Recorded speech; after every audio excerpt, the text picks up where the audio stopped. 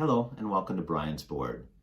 In episode 25, I introduced you to Diligence Memos, which are sort of checklists that investors use to evaluate prospects. And today I want to focus on assessment of progress. And the first of 3 points I want to make here is about traction, which you've heard me talk about before. Investors are looking for repeatable progress on metrics that matter to them. And examples of those metrics include the following. One is lifetime value of the customer related to cost of customer acquisition.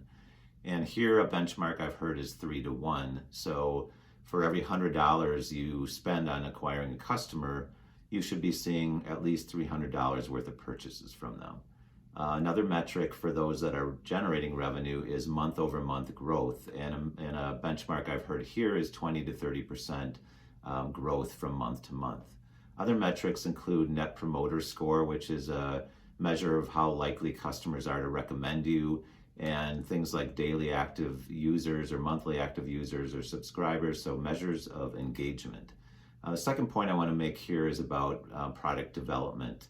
And overall, investors are looking to see that you have a clear, well-organized plan for product development with milestones that matter, and if you can demonstrate a track record of achieving those milestones, that's really helpful. They want to see that you've developed the most basic version of a product for the most focused beachhead market, and that you have a plan or you have a vision to expand in the future, but focus is really important. And for those companies that are in deep technology, development of your IP is important, more so than those in consumer-oriented companies.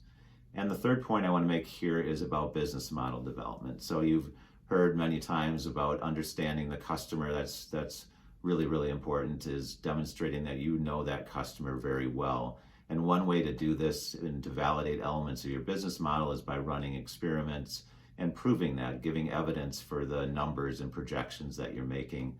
So for example, on the metrics that I mentioned earlier, how did you come up with those numbers? And of course, your revenue projections and showing sound rationale for coming up with those numbers is also important. So this wraps up our series on diligence memos. And so how will you make your report card look the best it can for potential investors? What are you going to do to make sure that you get invited into a second meeting? This has been Brian's Board for CTC.